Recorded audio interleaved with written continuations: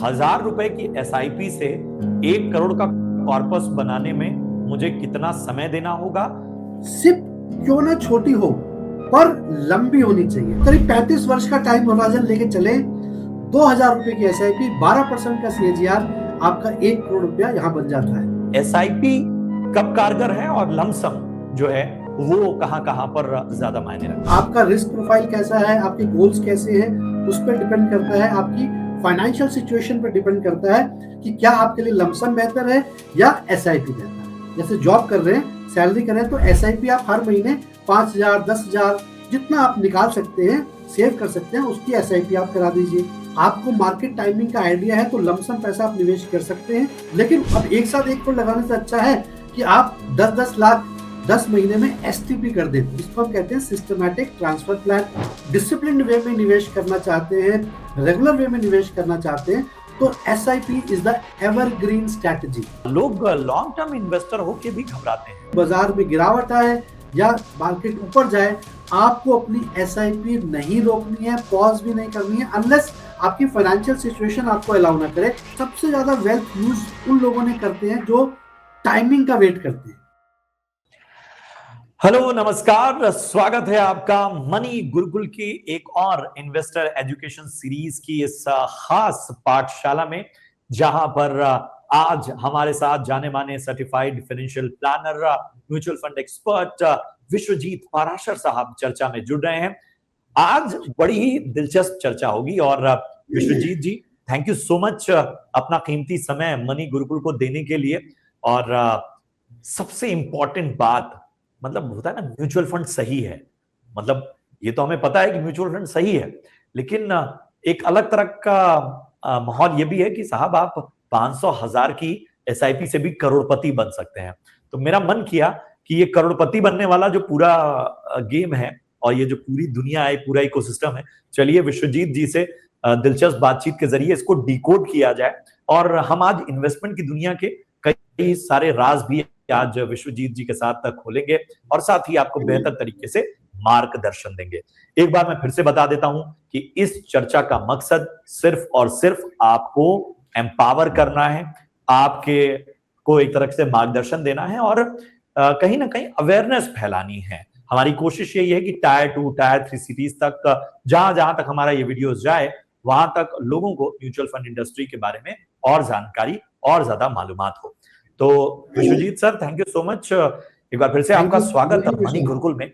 और सबसे दिलचस्प सवाल, क्या 500,000 की एसआईपी अगर डिसिप्लिन के साथ की जाए तो क्या करोड़पति बना सकती है? तो सबसे पहला जवाब तो यह है, बिल्कुल बना सकती है। और ये सबसे आसान तरीका है वेल्थ क्रिएट करने का एक आम आदमी के लिए, क्योंकि इसमें बहुत सारा आपको एक निवेशक के लिए बहुत आसान हो जाता है, क्योंकि उसने सिर्फ हर महीने जो वो आराम से पैसा निकाल सकता है, सिस्टमैटिकली डिसिप्लिन वे में उसको निवेश करना है।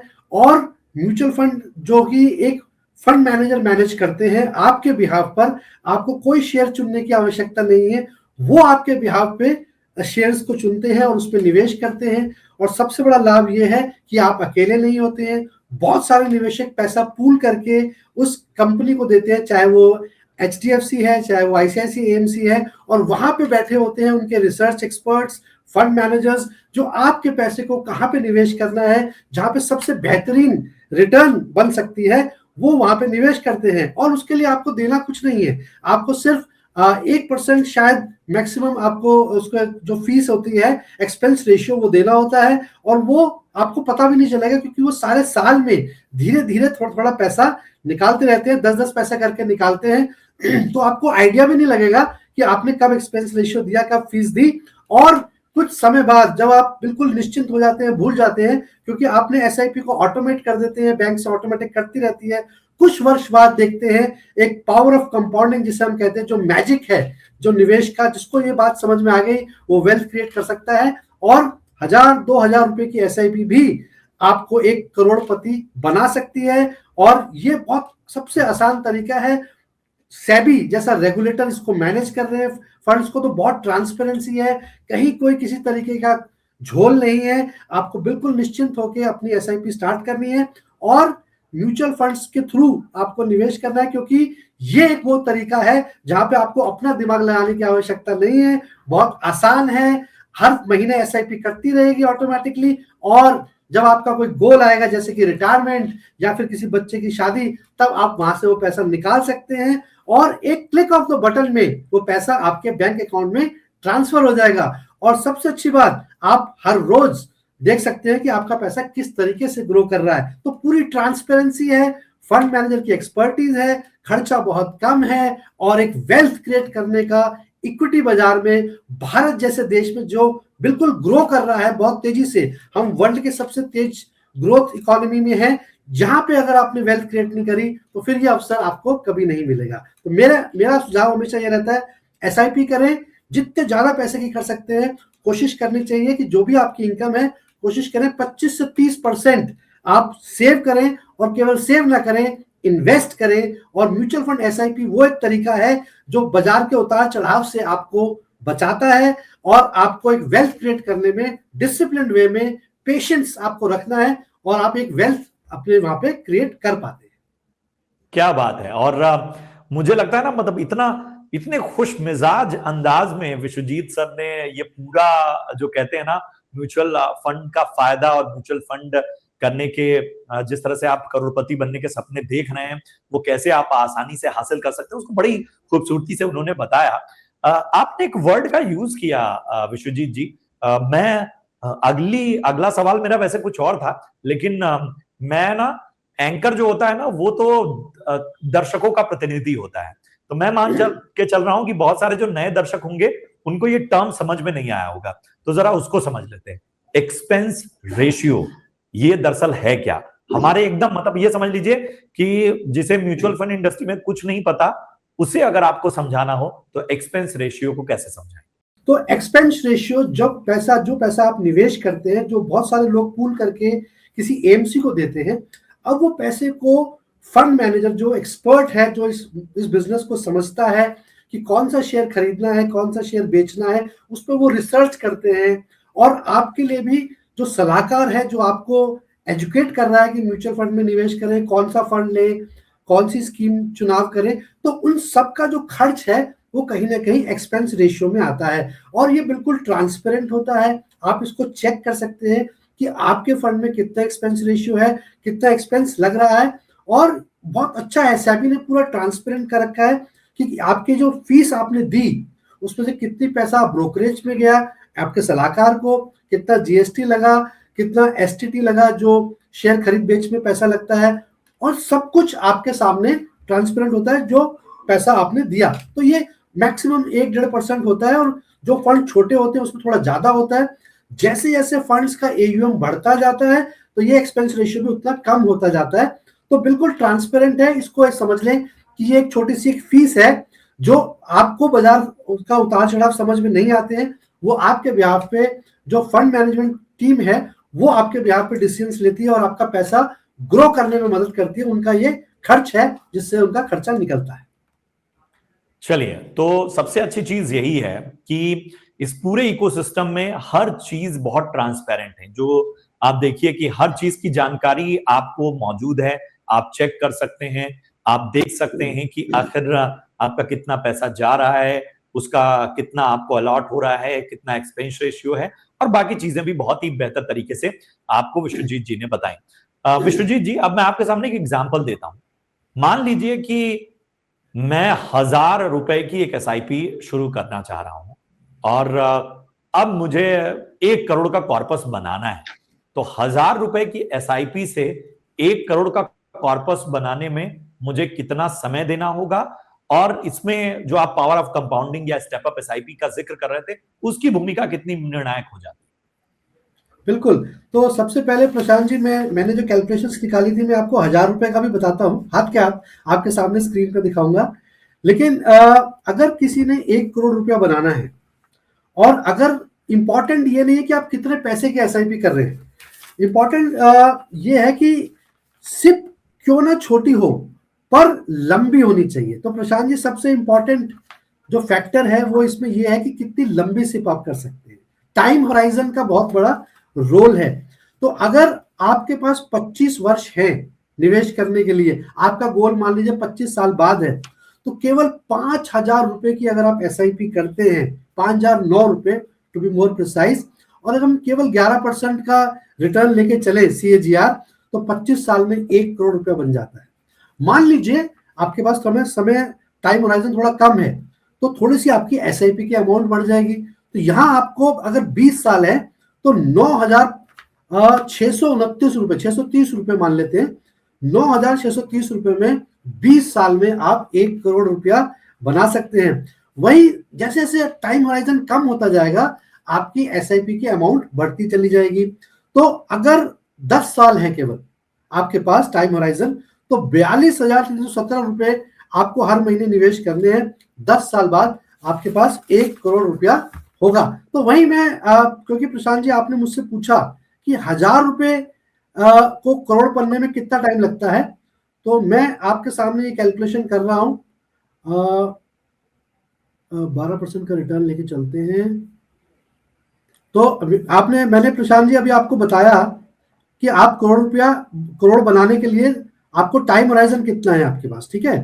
तो उसके हिसाब से आपका मैटर करता है कि आप कितने साल में 1 करोड़ रुपया बना सकते हैं। तो अगर आपके पास केवल 2,000 रुपए है प्रशांत जी, केवल 2,000 रुपए, और आप जैसे ये पॉकेट मनी है, आप किसी रेस्टोरेंट में जाते हैं तो 2,000 से ज्यादा खाने में खर्च हो जाता है, या आप कोई पिज्जा मंगाते हैं, दो पिज्जा मंगा लिए तो 2,000 रुपए निकल जाते हैं। तो 2,000 रुपए अगर आप 35 वर्ष के लिए आप हर महीने निवेश करते रहे, आप भूल भी जाएंगे, तो ये आपने केवल 8,40,000 रुपए निवेश किए, लेकिन बन कितने गए? 1,10,21,000 रुपए। तो मैं अगर थोड़ा सा समय इसमें और कम करता हूं, 32 वर्ष कर देता हूं, तो ये थोड़ा सा कम हो जाता है। 34 वर्ष करता हूं तो भी 1 करोड़ के आसपास बन जाता है। तो करीब 35 वर्ष का टाइम होराइजन लेके चले, 2,000 रुपए की SIP, 12% का CAGR, आपका 1 करोड़ रुपया यहां बन जाता है। चलिए, तो ये एक लाइव डेमोन्स्ट्रेशन भी आपके सामने विश्वजीत जी ने रखा। एक चीज और मैं समझना चाहूंगा, SIP मतलब SIP और लमसम, इसको लेकर भी बहुत कंफ्यूजन होती है। ये दोनों अमूमन चूंकि टूल ही हैं, इन्वेस्टमेंट के टूल्स हैं, तो इन दोनों की उपयोगिता अलग अलग तरीके से होगी। SIP कब कारगर है और लमसम जो है वो कहां कहां पर ज्यादा मायने रखता है? बिल्कुल प्रशांत जी, ये सवाल अक्सर आता है, और कई लोग तो म्यूचुअल फंड से भी ज्यादा SIP ज्यादा मशहूर हो गई। कुछ लोग कहते हैं कि मुझे 4 SIP दे दीजिए। SIP कोई प्रोडक्ट नहीं है, कोई स्कीम नहीं है, ये निवेश करने के तरीका है। तो लमसम, अगर आपके पास इकट्ठा पैसा है तो आप लमसम निवेश करेंगे। अगर आपके पास जैसे रेगुलर इनकम आती है, जैसे जॉब कर रहे हैं, तनख्वाह आती है, तो आप रेगुलर इंटरवल पे एक फिक्स्ड अमाउंट निवेश करते हैं, उसको SIP कहते हैं। जैसे बैंक में कभी RD किया करते थे, या लोन में जैसे EMI जाती है, तो इसको ऐसा समझ लें कि हर महीने या हर वीक या हर रोज भी SIP कर सकते हैं। एक फिक्स्ड इंटरवल पे रेगुलर अमाउंट आप निवेश करते हैं, उसको SIP कहते हैं। अब बात ये दोनों को समझ में आ गई। लमसम क्या है? मान लीजिए आपको कोई इनहेरिटेंस में पैसा मिला है, या कंपनी से जहां जॉब करते हैं वहां से बोनस मिला है, तो वो एक इकट्ठा पैसा आपको मिला है। अब किसी के पास प्रशांत जी 1 करोड़ 2 करोड़ रुपया मिला है, तो वो SIP तो नहीं कर सकता, क्योंकि कितने की SIP करता रहेगा, कितने समय तक करता रहेगा। तो दोनों का नजरिया अलग है, सिचुएशन अलग है। अगर आपका रिस्क प्रोफाइल कैसा है, आपके गोल्स कैसे हैं, उस पर डिपेंड करता है। आपकी फाइनेंशियल सिचुएशन पर डिपेंड करता है कि क्या आपके लिए लमसम बेहतर है या SIP बेहतर है। अब समझते हैं कि मैंने ऐसा बताया कि रेगुलर इनकम अगर आपके पास है, जैसे जॉब कर रहे हैं, सैलरी कर रहे हैं, तो SIP आप हर महीने 5,000 10,000 जितना आप निकाल सकते हैं, सेव कर सकते हैं, उसकी SIP आप करा दीजिए। अब आपके पास इकट्ठा पैसा है तो लमसम करा दीजिए। अब इन दोनों में से वैसे तो कोई कंपैरिजन नहीं है, पर मान लीजिए किसी को इकट्ठा पैसा मिलता है, तो क्या करें? अब अगर क्योंकि हम ये पैसा जो है इक्विटी बाजार में निवेश करते हैं, और इक्विटी बाजार का जो नेचर है वो है उतार चढ़ाव। तो आपको अगर उतार चढ़ाव समझ में आते हैं, अगर आपको पता है कि मार्केट टाइमिंग कैसे की जाती है, जो आज तक कोई 100% प्रिडिक्ट नहीं कर पाया है, तो मार्केट टाइमिंग के ऊपर डिपेंड करता है कि अगर आप लमसम पैसा आपने आज लगाया, निवेश किया, मान लीजिए गिरता बाजार है, अगर बहुत नीचे बॉटम पे है और आपने बॉटम पे पैसा निवेश कर दिया, तो कुछ समय बाद 20 साल बाद आप देखेंगे आपका लमसम वाला पैसा ज्यादा ग्रो कर गया, क्योंकि वो इकट्ठा पैसा लगा हुआ है। वहीं पर आपने 20 साल तक एसआईपी करी तो आपका पैसा कम ग्रो किया, क्योंकि आपने मार्केट टाइमिंग नहीं करी थी। अब अगर मार्केट टाइमिंग सबको करनी आती तो सभी करोड़पति बन जाते, सभी अरबपति बन जाते।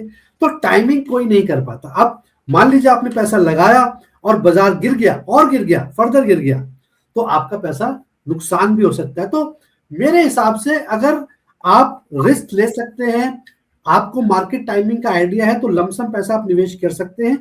लेकिन उसको भी करने के लिए कई तरीके हैं। मान लीजिए 1 करोड़ रुपया है आपके पास, अब एक साथ 1 करोड़ लगाने से अच्छा है कि आप 10-10 लाख 10 महीने में एसटीपी कर दें, जिसको हम कहते हैं सिस्टमैटिक ट्रांसफर प्लान। तो ये 1 करोड़ हम लिक्विड फंड में रख देंगे और वहां से 10-10 लाख रुपए या 5-5 लाख, जिस तरीके से आप बेहतर समझे, जितना बाजार की वॉलेटिलिटी को आप कम कर देखना चाहते हैं, तो आप सिस्टमैटिक ट्रांसफर कर दें। तो ये भी 1 साल में 1.5 साल में आपका पैसा निवेश हो जाएगा। आपको इकट्ठा रिस्क नहीं लेना पड़ा कि बाजार अगर गिर जाता तो आपका पैसा कॉर्पस गिर जाता। लेकिन अगर आप बिल्कुल उतार चढ़ाव नहीं समझते हैं और डिसिप्लिन वे में निवेश करना चाहते हैं, रेगुलर वे में निवेश करना चाहते हैं, तो SIP is the evergreen strategy. आपको वेल्थ क्रिएट करने के लिए आपको किसी उतार चढ़ाव की आवश्यकता नहीं है। आपको यह भी नहीं देखना कि आज बाजार ऊपर है या नीचे है, क्योंकि every time is a good time to invest अगर आप लॉन्ग टर्म के लिए निवेश कर रहे हैं। और एसआईपी का जनरली या इक्विटी बाजार में भी हम जनरली ये बोलते हैं कि आपको लॉन्ग टर्म के लिए निवेश करना होता है। 10 साल, 15 साल, 20 साल, इस तरीके से अगर आप प्लान करके चलते हैं तो आपको बहुत एडवांटेज होगा। लॉन्ग टर्म में कंपाउंड लमसम पैसे में भी आपको अच्छे रिटर्न मिलेंगे, क्योंकि बाजार एक साइकिल देख चुका होगा। पर एसआईपी का सबसे बड़ा लाभ क्या है कि आपने छोटी सी रकम से शुरुआत करी। अब मान लीजिए बाजार गिर रहा है तो आपको ज्यादा यूनिट्स मिल रहे हैं, बाजार बढ़ रहा है तो लॉन्ग टर्म में आपको अच्छे रिटर्न्स देखने को मिलेंगे। तो होगा क्या, आपको बाजार के उतार चढ़ाव की बिल्कुल फिक्र करने की जरूरत नहीं है, क्योंकि लॉन्ग टर्म में बाजार हमेशा ऊपर ही जाता है और आप हर महीने कुछ कुछ पैसा निवेश कर रहे हैं, यूनिट्स खरीद रहे हैं, गिरते बाजार में ज्यादा यूनिट्स आ रहे हैं, तो लॉन्ग टर्म में एक एवरेज हो जाएगा। जितने कम पैसे में आपने ज्यादा यूनिट्स खरीदे, तो इसको हम कहते हैं रुपी कॉस्ट एवरेजिंग। तो रुपी कॉस्ट एवरेजिंग हो गई, डिसिप्लिन्ड वे में आप निवेश कर रहे हैं। अब सबसे बड़ा लाभ जो एसआईपी का वो ये है प्रशांत जी, कि हमारे इमोशंस आ जाते हैं। लोग वेल्थ क्रिएट नहीं कर पाते, बड़ा सिंपल सा तरीका, लेकिन नहीं कर पाते। क्यों? क्योंकि हमारे इमोशंस आ जाते हैं। कौन से इमोशंस ज्यादा मुख्यतर हैं? वो है ग्रीड और फियर। अब आज बाजार आज गिरा हुआ है तो बहुत सारे निवेशकों ने एसआईपी रोक दी, जबकि ये एसआईपी बढ़ाने का टाइम है, क्योंकि आप ज्यादा यूनिट्स खरीद रहे हैं। तो लोग इमोशंस में आ जाते हैं, और कभी बाजार बहुत ऊपर चला जाता है तो लगता है कि बाजार गिर जाएगा, क्यों ना मैं पैसे निकाल लूं। तो एसआईपी एक वो तरीका है कि बाजार ऊपर जाए नीचे जाए, आप बने रहें, लगे रहें अपने इन्वेस्टमेंट पाथ पे।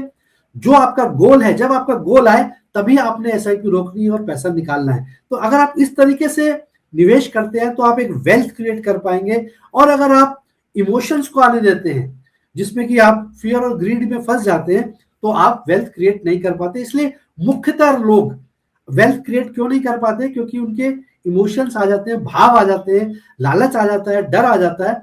और इक्विटी मार्केट में कहा जाता है जितना लंबा समय तक आप निवेश करें तभी आप एक वेल्थ क्रिएट कर पाते हैं। तो लमसम हो या सिप हो, आपको लंबे समय के लिए निवेश करना है। मार्केट की टाइमिंग को समझते हैं, गिरा हुआ बाजार है तो लमसम में लाभ देगा। और एसआईपी के लिए किसी भी तरीके की मार्केट हो, आप अपना निवेश कंटिन्यू कर सकते हैं और स्टार्ट कर सकते हैं।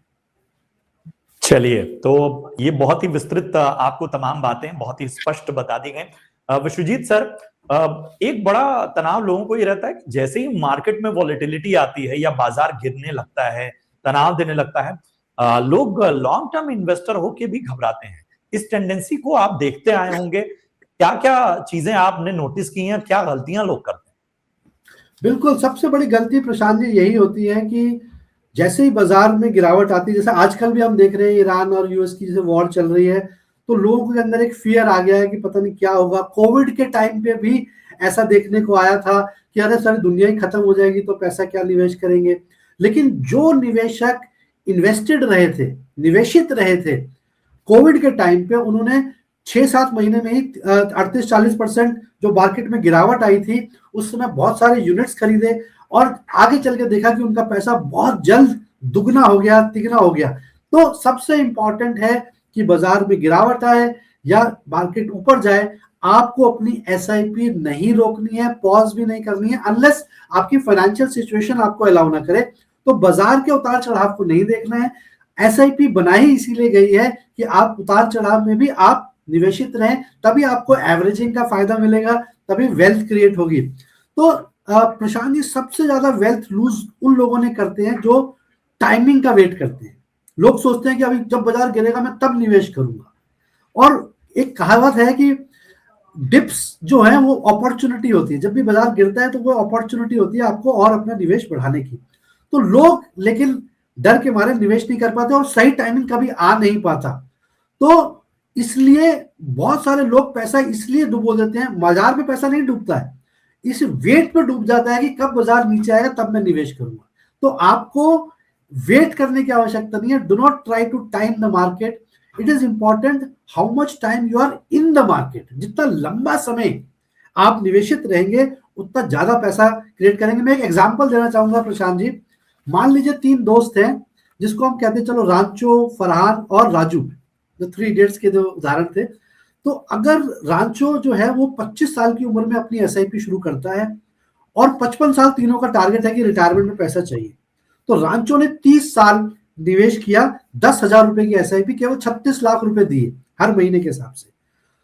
तो रांचो ने 30 साल बाद बनाए, उसका वेल्थ क्रिएट हुआ 3 करोड़ 8 लाख रुपए, राइट। वहीं पर उनका जो दोस्त है फरहान, उसने 35 साल में शुरू किया, मतलब 10 साल लेट शुरू किया और 55 साल में रिटायर हुआ। तो इन्होंने कितना पैसा निवेश किया? 24 लाख रुपए किया।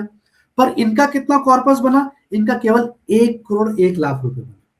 वहीं पर राजू जो इनका दोस्त है, उसने तो और 10 साल लेट शुरू किया, 45 साल में शुरू किया, 55 साल में रिटायर हो गए 10 साल बाद, तो 12 लाख रुपए दिए। कितना कॉर्पस बना? केवल 22 लाख रुपए। तो कहा 30 साल 10,000 की एसआईपी 36 लाख निवेश करने के बाद बन गए 3 करोड़ रुपए। वहीं 20 साल लेट करने के बाद राजू के बने केवल 22 लाख रुपए। अब उसके एक और बहुत अच्छा उदाहरण है, क्योंकि महंगाई रहती है, इन्फ्लेशन रहती है और आपकी इनकम भी ग्रो करती रहती है। तो म्यूचुअल फंड एसआईपी में एक बहुत अच्छी चीज है जिसे कहते हैं हम स्टेप अप। तो मान लीजिए रांचो ने जो 10,000 की एसआईपी जो कर रहे थे, वो हर साल 10% का स्टेप अप करना शुरू कर दिया, क्योंकि तनख्वाह बढ़ रही थी, इनकम बढ़ रही थी। तो अगर वो 10% का स्टेप अप 30 साल तक करते रहे, तो एक कॉर्पस जो बना उनके सामने, आप सुन के दंग रह जाएंगे, ये बना 7 करोड़ 98 लाख, मतलब 8 करोड़ के करीब कॉर्पस वो बना पाए, केवल 10,000 के एसआईपी में 10% का स्टेप अप हर साल करते रहे। वहीं फरहान, क्योंकि उन्होंने 10 साल लेट किया था, उनका केवल बना 1 करोड़ 86 लाख। और जो राजू हैं, जिन्होंने 20 साल लेट शुरू किया था, उनका कॉर्पस 10% स्टेप अप करने के बावजूद भी केवल बना 32 लाख। तो म्यूचुअल फंड्स में, एसआईपी में अगर आप वेल्थ क्रिएट करना चाहते हैं, तो आप कितना लंबा समय टाइम होराइजन देते हैं और कितना हर रोज हर साल उस पर स्टेप अप करते हैं, उस पर डिपेंड करता है कि आप कितना बड़ा कॉर्पस वहां पे बना पाएंगे। क्या बात है विश्वजीत सर, और ये एक ऐसा एग्जाम्पल है जो मेरे ख्याल से हर किसी को समझ में आएगा। और सबसे बड़ी बात तक की जो चीज इस पूरी चर्चा का निचोड़ था, डिसिप्लिन, कंसिस्टेंसी और पेशेंस। थोड़ा सा धैर्य रखिए। मार्केट के उतार चढ़ाव में यही जो एसआईपी है, यही म्यूचुअल फंड है, आपको संभाले रखेंगे। Thank you so much sir, अपना कीमती समय देने के लिए और इतनी बेहतरीन चर्चा के लिए। आगे भी हम इसी तरह से आपके लिए बेहतरीन चर्चाएं लेकर आते रहेंगे। तो ये था आज का मनी गुरुकुल का स्पेशल एपिसोड, और उम्मीद करते हैं कि आपको चर्चा पसंद आई हो। कोई बात आप और जानना चाहते हैं तो प्लीज कमेंट बॉक्स में हमें बताइए। फिलहाल हमें दीजिए इजाजत और हमारे चैनल को सब्सक्राइब करना मत भूलिए। नमस्कार।